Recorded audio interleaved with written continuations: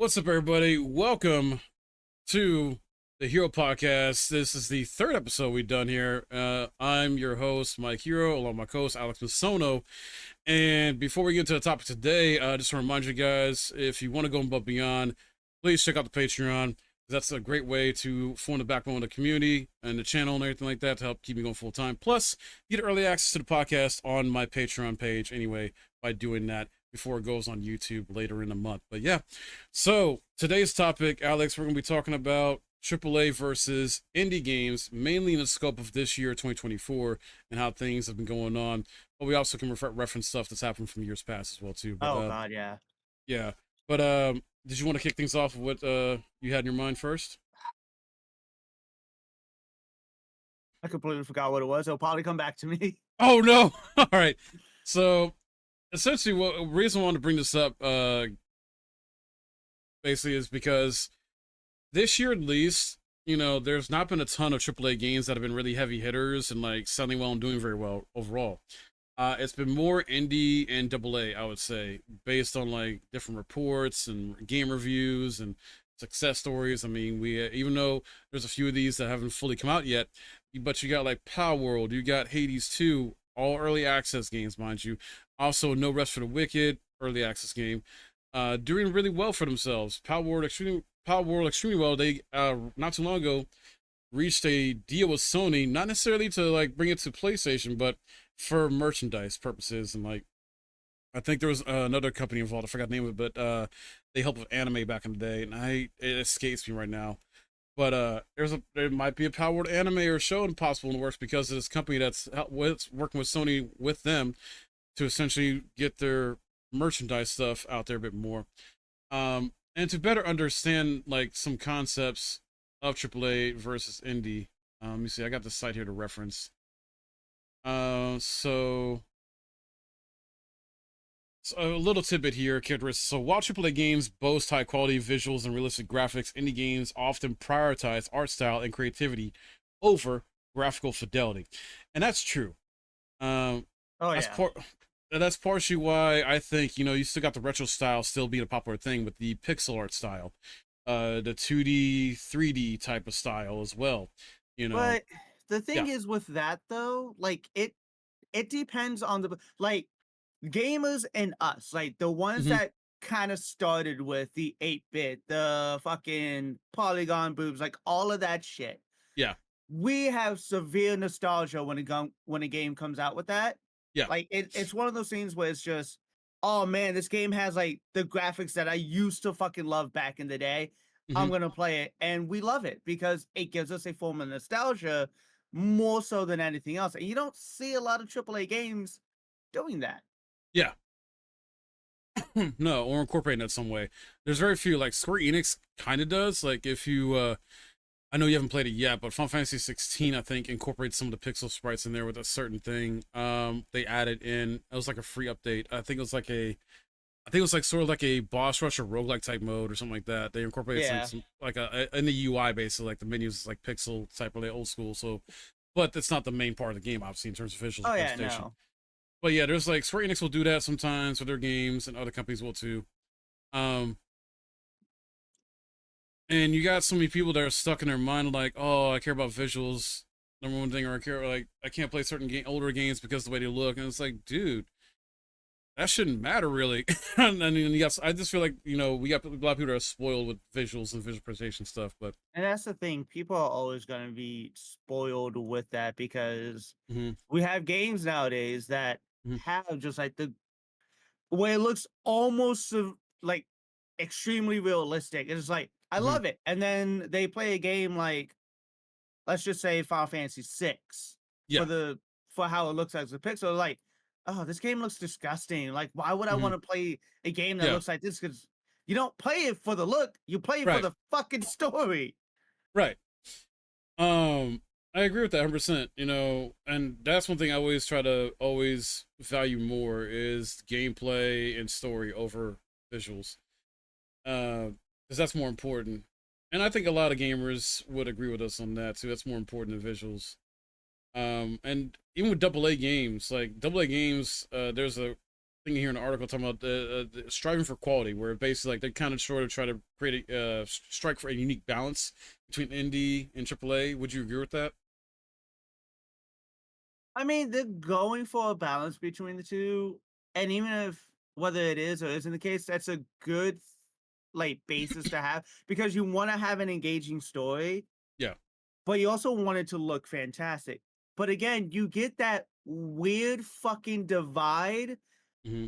when it comes down to it because if you make it look fantastic, yeah, people are gonna love it because of the look. But Yeah. also, if you kind of incorporate like the older, like where games first came from with like those graphics as well, you're Hmm. gonna have a line like a divide of people to where they love that aspect of the game because it gives them severe nostalgia of where they came from. And then Yeah. you're gonna have people that don't like that part and wish that they didn't add it and just kept it to how the rest of the game looks. Right. It's a weird divide when it comes to things like that, in my opinion. Yeah, and there's a weird divide I keep seeing more and more too, where because I've run a few people recently this week, and I know you've seen them and talk engaged with them too, where there is a certain sector of gamers, old school like us, more often than not, who either don't want games remastered, remade, or if they do that, then they want a one-to-one experience. They don't want like how we kind of want as far as like adding new lore, content, background, like at least that 10% more of new shit Yeah. in there. And the thing is with that, like the issue when it comes to having a one-to-one, it doesn't always work Yeah. because let's take let's say Evil, Final Fantasy, like games like that Hmm. back in the day when they had this bit of information. They would have this bit of information here, like this Hmm. right here, but they don't expand upon it. And then when they do a remake, they expand upon it. Yeah. And that's where we get like, oh, hey, this was a cool aspect that wasn't talked about in the initial game. Yeah. This was a cool aspect that wasn't talked about in the initial game. Like for Final Fantasy VII, the remake and rebirth compared to Hmm. the original, you had you had it expand upon with the group being marked as terrorists Yeah. and then also being fixated to where they're no longer like the images were changed in the Shinra database to Yeah. not be that, to like to not image to not be them specifically. Hmm. So it's one of those things where it's just they expanded upon the lore, which is fantastic because Yeah. in the original it made no sense when you got to Junon Harbor and Right. all that shit. And then as soon as you cross the water to Costa del Sol and continue on, you no longer get any information about them being fucking terrorists and shit like that. Yeah. Rebirth fucking expanded upon that. Yep.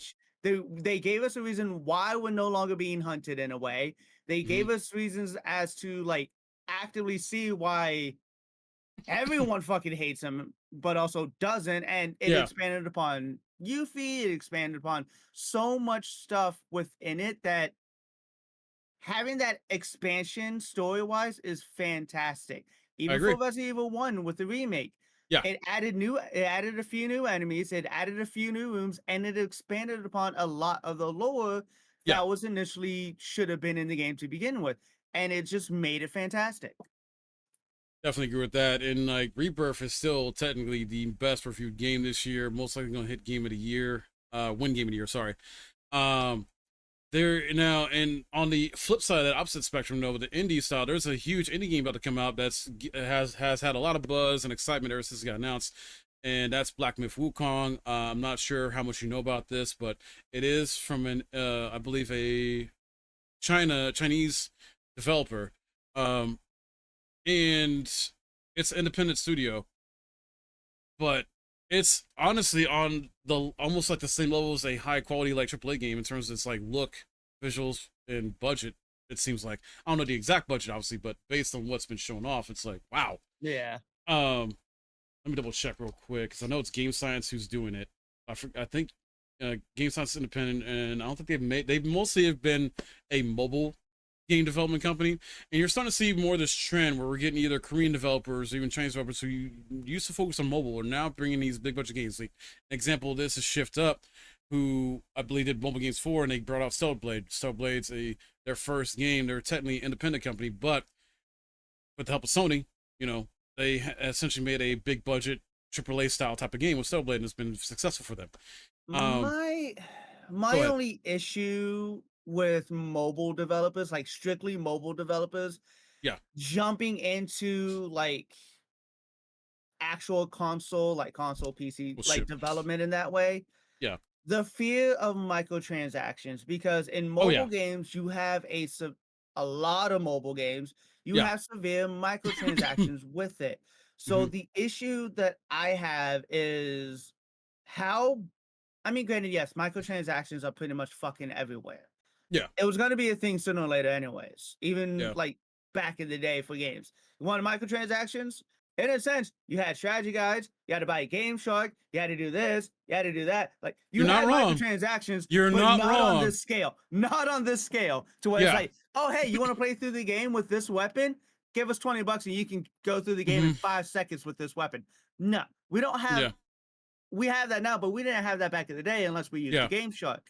Yeah. But I'm worried about when mobile games, like developers, change into PC, Xbox, Hmm. PlayStation, Switch, or whatever console Nintendo has. Yeah. Um, I fear that the whole microtransaction aspect is going to Hmm. transfer over into them and it's going Hmm. to ruin the games.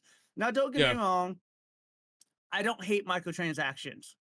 I'm also hate it to where it's like, oh hey, you get this as a weapon, and it Hmm. literally one taps everything through the entire game, and Yeah. you just Paid. spent 5 minutes in a game going, what am I gonna do now?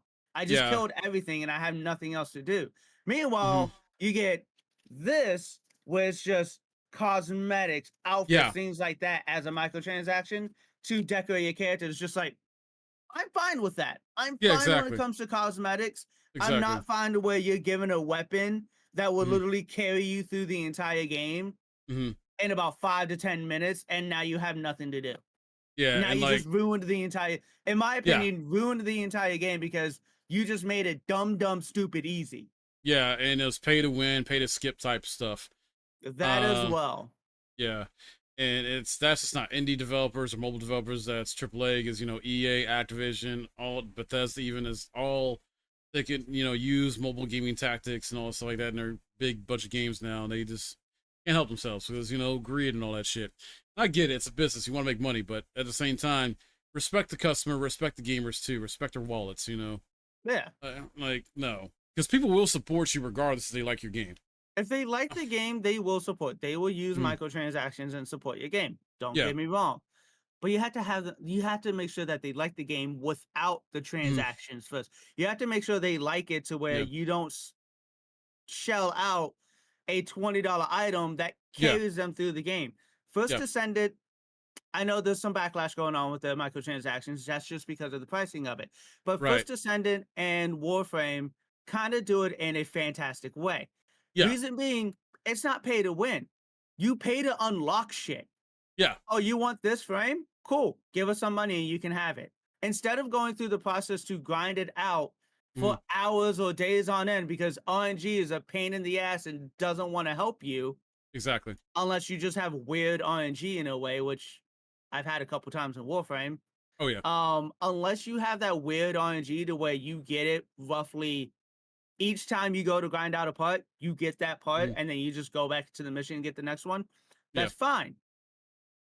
Like you don't have to technically buy the frame, but it mitigates you having to grind out to Mhm. get it. But how at the same time grinding it out also gives you the resources needed to not only build that, Yeah. but also everything else that you're gonna need to build in the game as well for weapons, Mhm. characters, or frames in a sense for Warframe.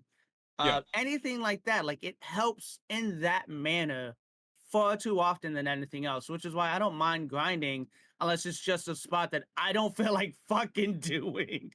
Yeah. And then before I go into the next part of this, but I was curious, like, is DE and Nexon technically considered independent developers as well, even though they got free to play games? They may- I don't. I think DE started out as indie, but as they grew, even if their only game mainly, I Yeah. mean they have other games like they've assisted with other games, they've Right. like created things like that. Um, I think other than Warframe being like the main sole game as of right now, Right. I don't think that indie anymore. Okay. Um, yeah, I don't think they are indie anymore. They started out possibly Okay. as indie. Gotcha. And Oh then yeah. no, founded in 1993 by James Schmalls, Digital Extremes ranks as one of the world's top independent video game development studios. Okay, so it's still independent. That's fantastic. Yeah. Wow, that's fantastic. And like you got other indie darlings like Larian Studios. Trying to know one. I forget who the dev is for Vampire Survivors, but Vampire Survivors, that's another game that's really well received and beloved by a lot of gamers. Um, and the dev of that game like is doing well. Stardew Valley, another that one person dev, is an Oh indie my darling as god. well. The fact Like, that alone, Stardew Valley is I've played it. mhm, I will admit I've played it.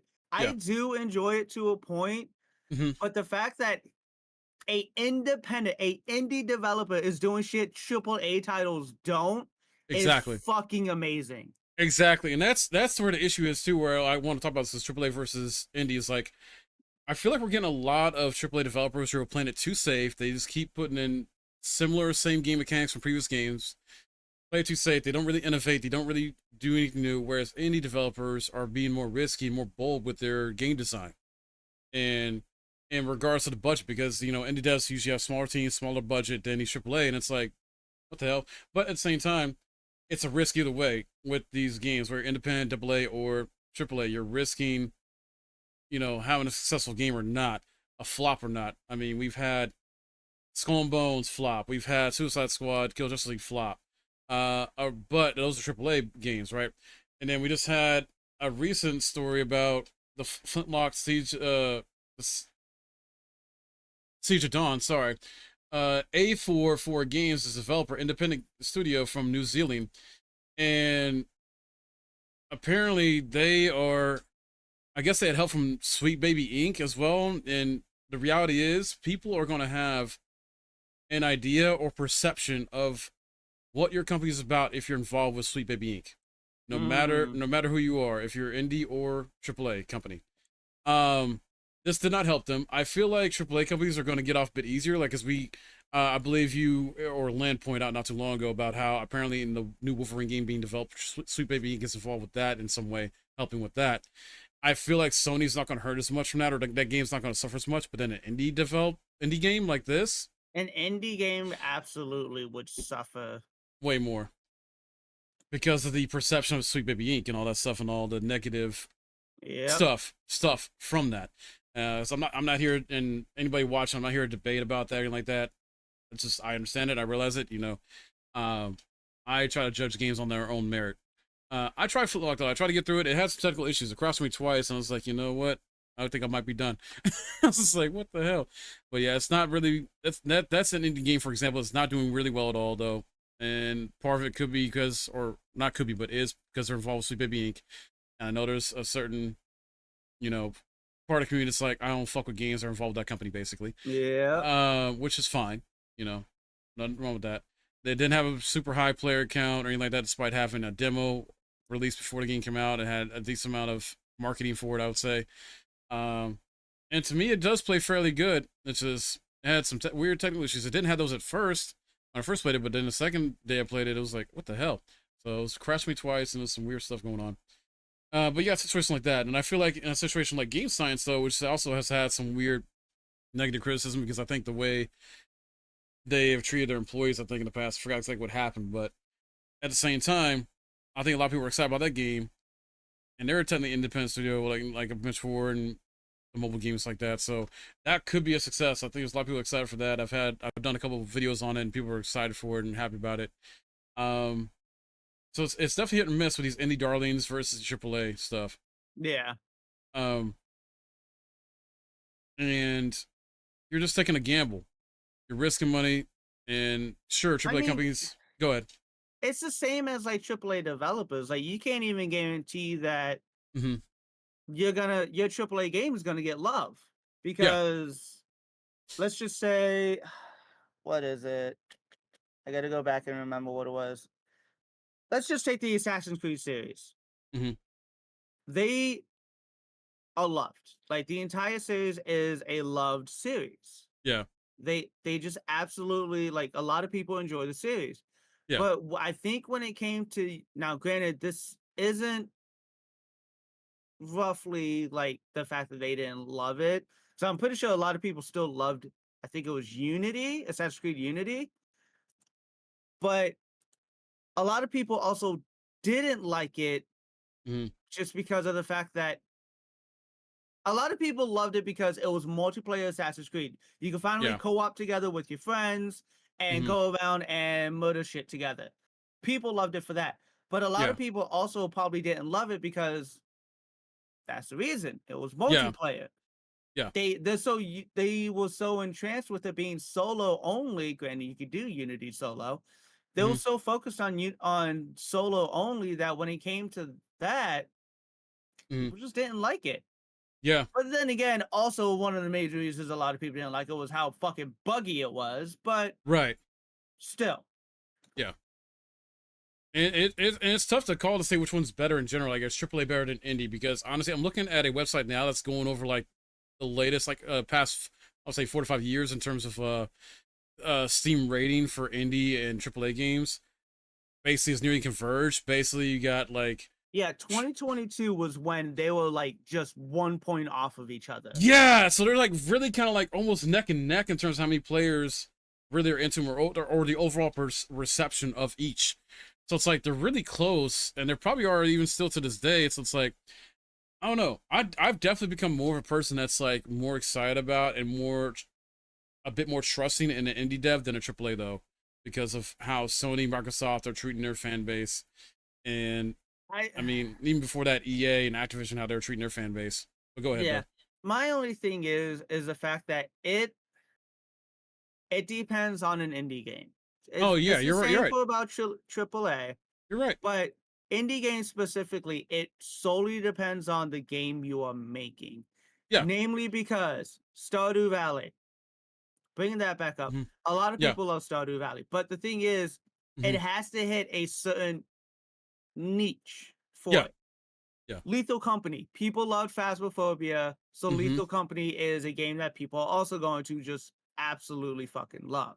Yeah. The thing is with Lethal Company though, is the fact that it offered the same aspect of like Phasmophobia in a way. It's just like, oh god, it's a horror game, like things are gonna be terrifying. Hmm. But they also added in the whole fact of, hey, you gotta go do shit to actually like keep going forward. Like you have to go Yeah. loot and steal shit in a sense, and Yeah. then bring it back to us, and then we'll be happy. Bring it back to the company and do your job. Yeah. It depends because then we have going from those two, we have Helldivers 2. Yep.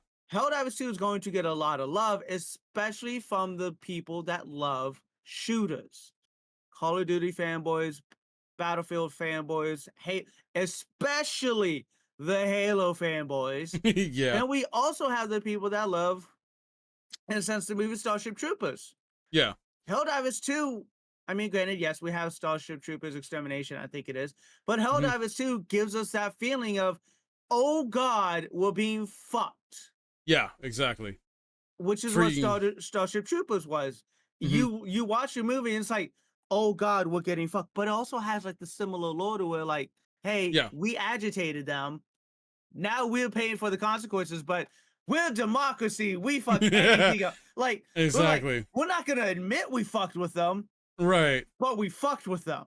For And you per. then Oh, go. Sorry. now we have Palworld as well, Hmm. where it takes aspects of, as much as I hate to say it, because a lot of people already compare it to it, it takes a lot of aspects of Pokemon where you go around, you capture creatures, and and you use them for battling or whatever you decide to do. But then you Yeah. also take aspects of, I'm not going to say Arc, I'm going to say Conan Exiles. The Okay. reason being I say Conan Exiles is because in Conan Exiles, you can technically take thralls. Okay.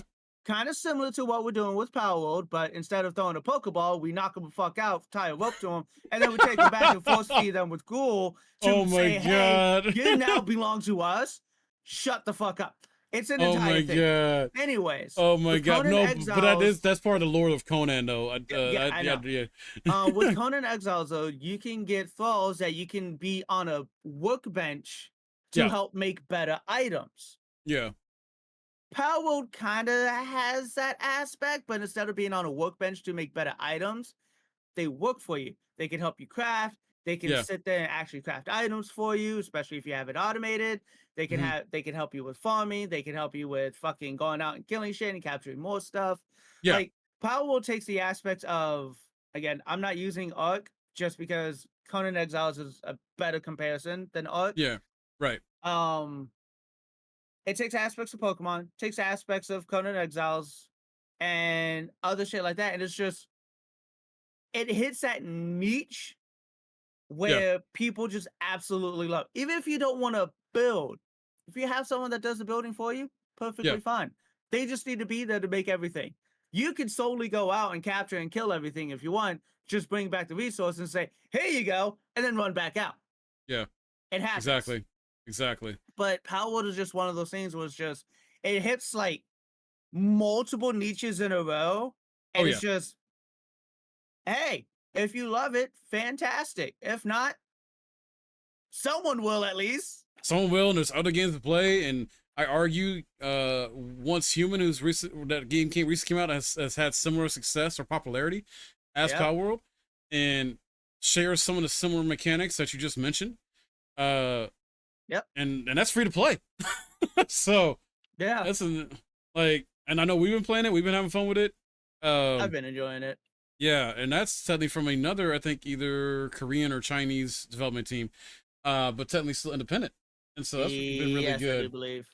Um, so I mean, for you personally though, over this past like this year so far, and even past years, like when it comes to AAA and indie, like how you become more about indie games that you enjoy personally? I mean, as I said, it really just depends on the game, Yeah, indie wise and AAA wise, because I'm still gonna have love for Capcom with them being yeah, a AAA company just because of same, Resident Evil and Monster Hunter and hopefully Dino Crisis. Come on, right, Capcom.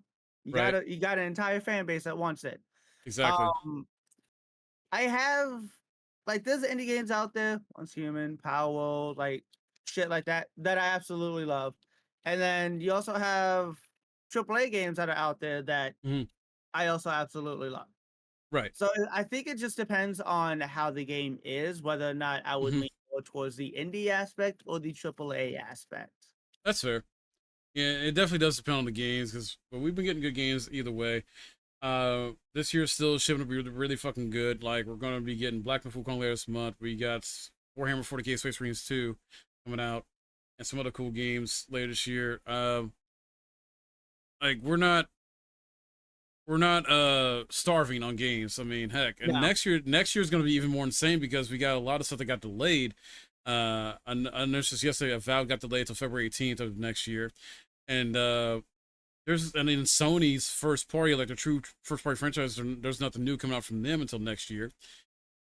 I feel like this year has been like a low key year on those big budget games, but we're going to be hit next year, and our wallets are going to hurt because all these delays and games we want. But then again, it depends. You're going to pick and choose on what you buy and get. Yep. Um, I don't know. I don't really see this discourse too much online, but I still want to talk about it because I don't see too many people talk about it in general as far as AAA versus indie, what they prefer. But I'm definitely. It depends on the game for me. I still trust in certain AAA games. Like Capcom's my favorite AAA company. They always will. They'll be number one, even though they have fucked up in the past, whatnot. And I don't Yeah, agree with let's all start their. talking about Resident Evil 3 remake, Resident Evil Yeah, Resistance, yeah. Reavers. Let's not talk about those games. But at the same time, Capcom is doing the best they've ever done as a company. Financially, everything says like, you probably heard the term Cap God, like used with to refer to them. But yeah, they're essentially back to that level. I feel like they're doing a lot better. They're bringing back some of their retro titles. We got the Marvel vs. Capcom Fighting Collection that's coming out soon. They're testing waters. They're gonna probably bring more retro games back because they feel they want to, bring these to a new audience as well as bring them back to people that have played them before. I'm hoping we get a Dino Crisis remake. I'm hoping we I get. hope. I know you want Resident Evil Outbreak 1 and 2, or at least one remake. Yes. I never played it, but I know you have such a love and passion for that game. The Outbreak games are so fun. Yeah. So like Capcom is doing really well. We've had other companies not do so well. Like Bungie just laid off a bunch of people 2 months after releasing their expansion, Found a Shape, and they I think created a smaller studio, and then they just some of these AAA companies are not doing so hot. Microsoft obviously, and so Microsoft and Sony have laid off people this year. Bungie has, other companies have, and it's just like the layoffs just keep on piling up. And I don't see that as much in indie devs as I do AAA. And I think that's maybe because yeah, AAA companies got bigger budgets and they got shareholders and other people they gotta make happy and whatnot, investors and stuff like that. And if they're not doing numbers, whether it's player numbers or financial, they got to cut. Um, Heck, we didn't talk about this on the podcast yet, but like the whole Xbox raising their prices on Game Pass. Um, Yeah. I know you were upset about that, right? Or no? It doesn't really bother me any. Okay, Because at some point in time, I probably might not have it anymore. And it's not right. because I don't enjoy it, it's just because 9 times out of 10, the game is coming to Steam and or somewhere else one way Mm, or another. So I'll be playing it at some point in time. If I have to yeah, wait, fuck it. I don't care. I'll wait. yeah. I mean, both of us, we got hella shit in our backlogs to keep us busy. So and I've learned from you to be more patient when like That's why not I'm not worried about buying any games anytime soon. yeah. And like you've helped me to be more patient with that and not be so worried about it. I mean, most of the games I get over for free anyway, usually just because of the sites I use to apply for game keys from dev companies and whatnot. But yeah, as far as actual money spent on games, I have really done a lot better, and it's obviously honestly help you have helped me with that. Like this year alone, I think I've like spent actual money. I think I bought Dragon's Dogma 2 and maybe one or two other games. I think. No, yeah, well, Grand Blue Fantasy Relink, but I was partially helped with the community when I was at a sub goal for that. Yeah. Um, but yeah, outside of just having a sub goal for a game, yeah, like I think one or two games, I like one. Well, no, one. I would say about maybe six tops, if that. But the majority of that I did spend on were super cheap, either on CD keys or something like that.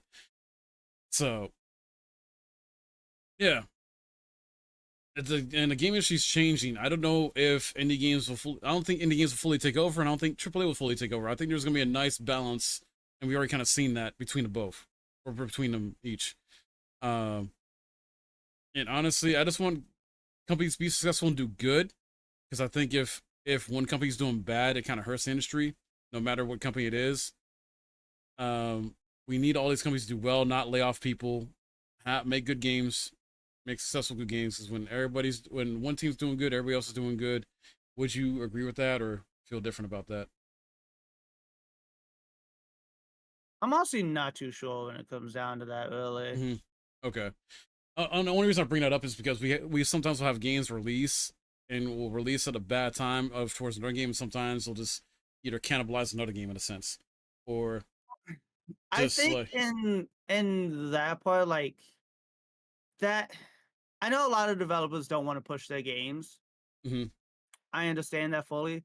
But if you know, like Yoshi P did fantastic with this. This is mhm, what you should fucking do if you know a massive game is going to come out. yeah, Yoshi P delayed fucking Dawn Trail for an entire week. For a yes, week hmm, because of Elden Ring's DLC. yep, and both sold well, from what I Yes, know or heard. and that's the thing. In that case of the matter, you should absolutely find out whether or not it's going to be a massive fucking thing or not that's Hmm. going to be released. Like, Yeah, let's just say you have a game coming out on a day, and next thing you know, Capcom's like, oh, hey, guess what? hmm, Resident Evil 9's coming out this day, and you know for sure it is releasing the same day. Push your fucking game back. yeah. But we also Give I've seen. people either a Mhm, week or at mhm, least a few days to play it and mhm, enjoy it before your game releases, because your game will just not be as hopeful as you are wanting the yeah, day it releases, because a massive game that people have been waiting for is Yeah, going to come out, or yeah, DLC or whatever you want to call it, expansion. yeah, It'll come out. exactly. We've I don't know if you noticed this too though, but I've also seen it where delaying a game has hurt it rather than help it sometimes. Like they delayed it for the reason of not trying to get overwhelmed by a bigger title, obviously, like Yep. to make sure their game sells, but they delayed it either once or too many times to the point that when it did drop, it still didn't sell well, it didn't perform well. Like an example of this, unfortunately, is Alone in the Dark. I don't know if you heard about that, but apparently the studio dev team that made that got shut down because it didn't sell well or perform well commercially. Yeah, because it probably released at a bad time. Well, originally it was supposed to come out last year, like I think October or so, and then they changed it to get away from like the big games come out last year, and then it released early this year, back in March, I want to say. Um, and I don't think it maybe had good marketing or not enough people knew about it. Maybe I don't know, but there's also some people that had that same kind of like bad taste in their mouth from like some of the previous games. So that there's a few bad Alone in the Dark games I guess that were made, and maybe some people just had that idea like, oh no, it might be bad like that. Because I've seen gameplay of it, I've seen reviews. It's a decent, fine game, but yeah, it's just one of those unfortunate stories where even a delayed game to release in a better time frame or window, thinking it'll do better, sell better, get more shine, still doesn't perform good, underperforms, uh, Yeah. and it sucks. You know, because you hate to see stuff like that happen. So it's even still, I would say it's still a gamble even then when you delay a game, because then you like got to be careful about people not talking about as much. We got to keep up that hype still for it sometimes in some way. Yeah, and that's the thing. If you delay it, like keep putting out like trailers or just like views of the game. Just Yeah, like, oh hey, I know we delayed it. yeah, Wasn't our intention, but here's a like, especially if you have a game that's like multifaceted mm-hmm, with like decisions and whatnot. yeah, Just be like, hey, we know you're waiting for a game, but yeah, here's a possible option that could happen in your game. Now, we're not going to say whether or not it would actively happen because who knows what choices you're going to make. yeah, But here's a possible option. And that's just my point of it. Like, if you're going to mm-hmm, delay a game, and especially if your game has a choice of kind of like how Baldur's Gate 3 was, where one simple action can change everything, yeah, show that off. oh Show yeah, off the action that would be the less possible route people would take. And exactly, just be like, hey, you know this character? You see this character, you fell in love with this character, you can yeah, fucking kill this character if you take this path. exactly. Yeah, Like, I love when do that shit stuff like happens. that. Mm-hmm. That stuff's cool. It really is. Um, yeah, I agree with that for sure. I think ultimately though we can probably come to the conclusion that like yeah, both indie and AAA games have significant roles in the gaming world, the gaming space, and anything like that. Both do their own thing. Both try to push boundaries in their own way and what games can be. Um, Indies probably more often exploring uncharted territory, both story and gameplay. AAA probably more relying on like refining what we expect from high quality video game experience and stuff like that. Um, Yeah. and offering immersive worlds, whatnot. But I know there's some people that are tired of open world stuff, open world fatigue. I know people are sometimes tired of Souls like games, Souls like fatigue, and stuff like that. But obviously, we need them both. And like you mentioned before earlier, like um, all small companies are indie games, so they get big and then they become like a third party or Or you know, just a AAA company. yeah, yeah, yeah. Anything else you want to say as a conclusion on this topic? Yeah. To a point. Okay. Stop calling a game a dead game if there's less than 1,000 fucking people playing it. Oh yeah, yeah. I've seen that shit too This whole sometimes. fucking topic of like, oh, that game's dead. Why are people still playing it? Because they fucking love the game. Yeah, yeah. Dude, A game is truly not dead until there's no one playing it anymore. When the exactly. servers are shut down and you can no longer access them, when there's Mm-hmm. no way to even buy the game, anything like that, Yeah, then you can consider the game dead. But exactly. like I found an article about it. At one Mm-hmm. point in time, there was a is like right here it says, here's a short tabulation of games that I've seen declared deceased by the judges of Twitch chat. Twitch chat, mind you. Mm-hmm. World of Warcraft. I'm pretty sure that shit's still fucking running high and mighty. I'm about to say, isn't that shit getting new content still?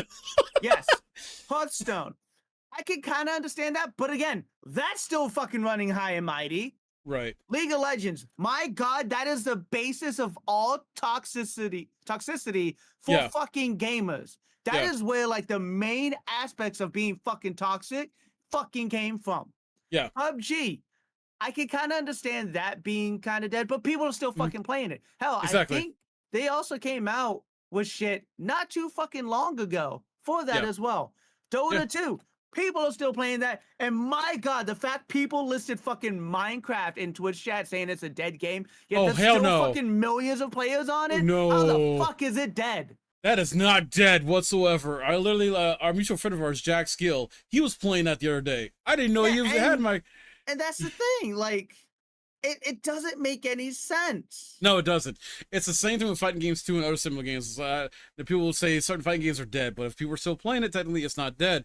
You still got people playing old school like Ultimate Marvel vs. Capcom 3, Marvel vs. Capcom 2 through Fightcade.